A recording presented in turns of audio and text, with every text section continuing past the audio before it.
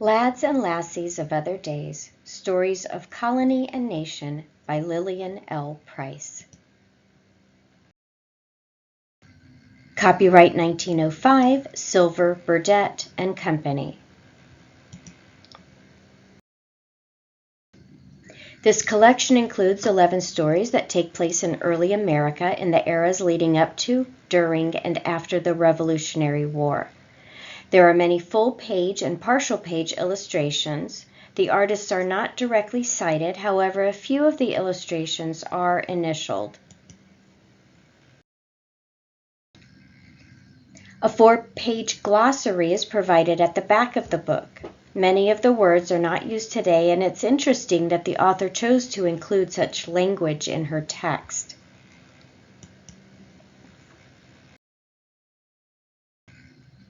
Lillian L. Price was published in books and collections, and her work was repeatedly distributed in newspapers and journals.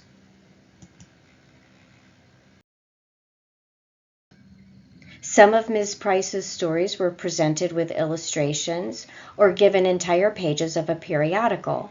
Here, the same story was published in Kansas City, Missouri in 1890, and again nearly a decade later in Cleveland, Ohio in 1899.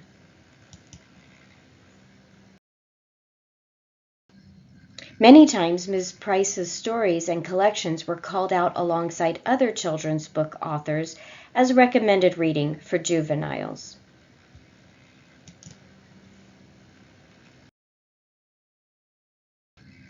Lads and Lassies of Other Days, Stories of Colony and Nation, Preface.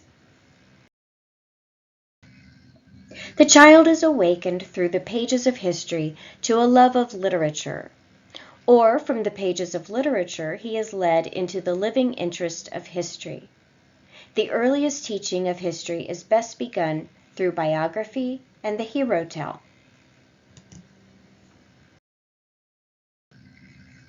But children at the age when they are entering upon the formal study of the history of their country are entering also the period of life when fiction, romance, vivid action, and heroes and heroines of their own sort attract most powerfully.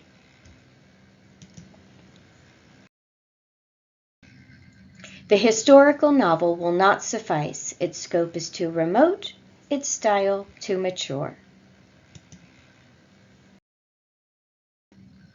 But the cultivation of a taste which may lead to the future enjoyment of historical literature is perhaps as essential as the mere fact presenting of history, indeed even more essential.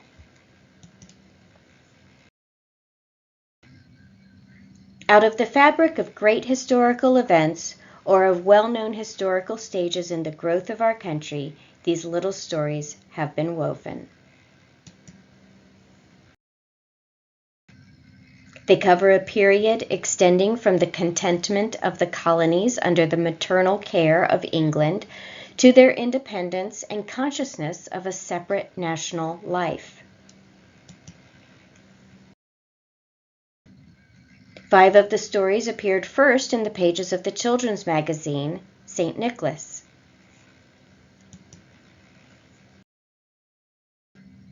They are Letitia and the Redcoats, My Aunt Aurora's Reticule, Cornwallis's Men, Letty Penn's Visit, and The Bulb of the Crimson Tulip. They are reproduced here by the kind permission of the Century Company.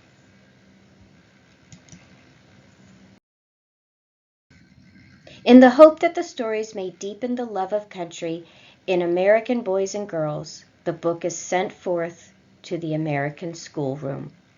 Lillian L. Price.